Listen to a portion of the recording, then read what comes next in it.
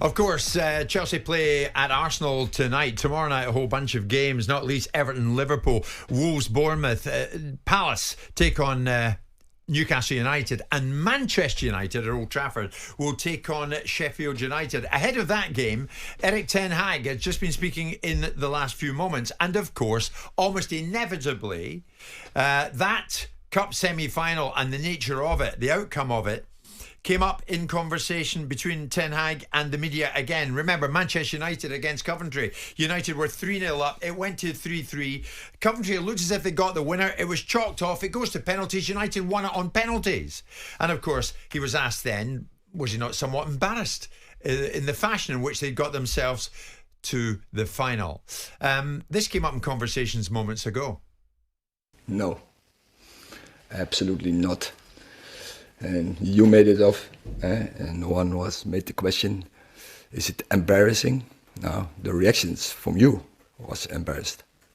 The comments in football, top football is about results. And we made it to the final, and we deserved it, not only by this game, but also the other games. And yeah, we lost, and then in 20-minute control, also had bad luck, 3-2, 3-3. We are very lucky in the end, clear. With penalties was very good. We made it to the final, and that is a huge achievement. Twice in 2 years is magnificent.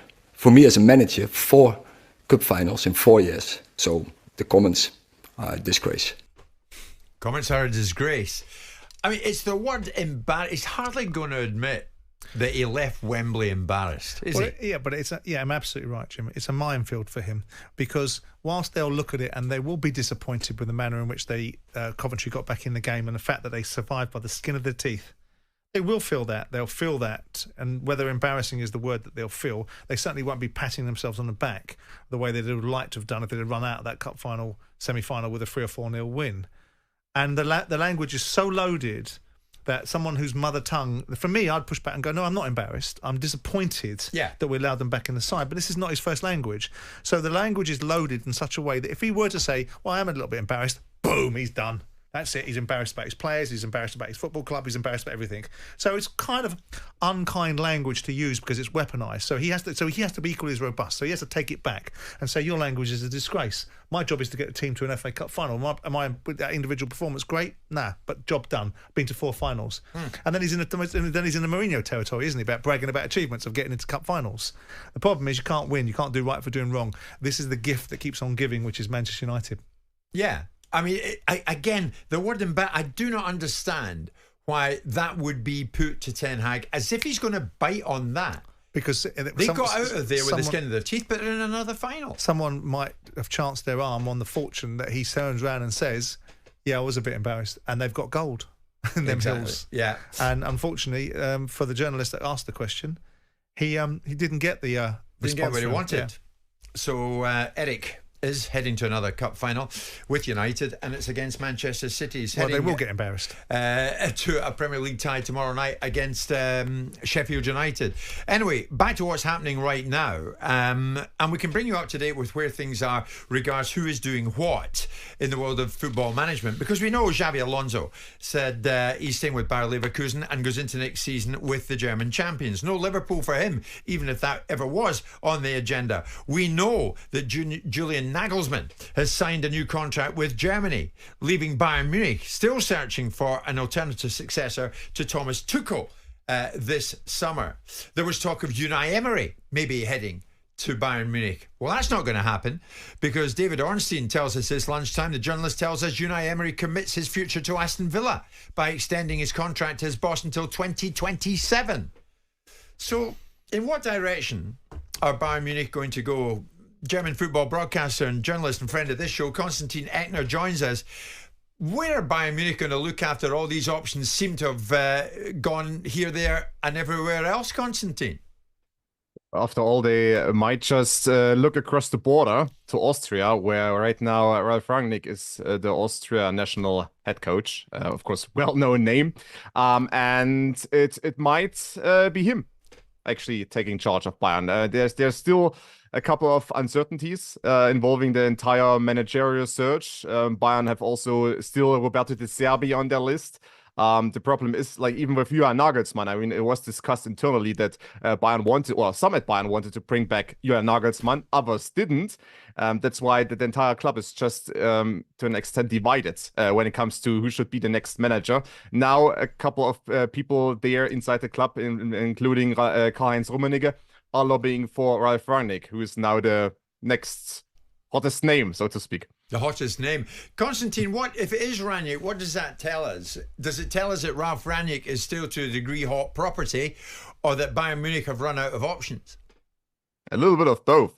I mean, Ralf Rangnick is still very much respected in German football because of what he did with smaller sides. What he did at Hoffenheim, leading them from the third division to the Bundesliga. Also, all the build-up work he did at RB Leipzig when they were a lower-level club, well-funded, but still in the lower leagues. He built them up to become a well-established club in the Bundesliga. So he's respected for that. On the other hand, he's also an older manager, 66, so it wouldn't be a long-term solution, but it would be one, at least, where Bayern might get over another season or two. The only issue, or the major issue right now, is that Bayern will host, or Munich will host, the Champions League final in 2025. So just having like a caretaker manager for a year, there are some questions related to that, because you want to get to the final played at home. Yes, indeed. Unai Emery was a name in the frame. He was in the conversation, but as I told you just moments ago, the news coming out of here is that he's committing his longer-term future to Aston Villa. But was he indeed in the conversation? Not that seriously. He was in the conversation because he would be one of these names, well established, has a proven track record, and it might be available. That was the thinking. That's why also Roberto De Zerbi is still on Bayern's list, because he would be someone you might be able to get. I mean, that's the idea behind it, because he's at Brighton. You might get him out of Brighton, basically. And the same thinking was behind Unai Emery. You might get him away from Aston Villa before he made a decision to stay with Aston Villa. Because Bayern, I think, just like Liverpool and a few other clubs right now, they are looking at the entire manager market and thinking, who's actually available? Who has a proven track record, but who's also available right now? Because you're running out of names. It does seem, as Konstantin's explaining, Simon, that Bayern Munich, the pool of available managers is getting smaller, isn't it? Yes, it would seem so, but the pull of Bayern Munich will be significant. Obviously, the challenge is that, and especially if they're going to win the Champions League this year, which I think is going to be a tall order, but not be on the wit of man, it'll be interesting to see where they spread it to. But I don't think we'll find ourselves in a situation when Bayern Munich start next season without a top-class manager. No. It's just about who it is and how quickly the media alight upon who they're talking to. What about your chum Jose, who we've just been talking about? He hasn't dipped his toe into German water yet, has he? Again, the question abounds about whether he can continue to operate at domestic level the way he once did before. And I don't see Mourinho in the conversation with Bayern Munich. Do you, Konstantin? Do you see him in the conversation? Not really. I mean, if that would be 2015 or so, yes. But Jose Mourinho, with all due respect, his stock has fallen, of course, to an extent. I mean, he's still a capable manager, but I mean, we know what he has done in past couple of years. So there was a time when Bayern Munich were all in favor of Jose Mourinho, but not right now. They want to have also a solution where they can bring in a manager who doesn't add to the internal division and the internal battles.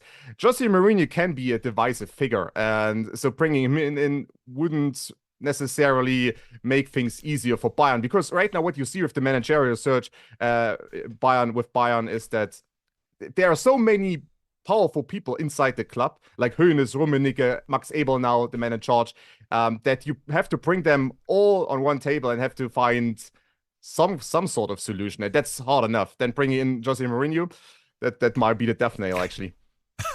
Let's finish on Julian Nagelsmann, who we understand has signed this new deal with Germany, the German national team, and of course you guys going against us Scots at the Euros to kick off the European Championship proper.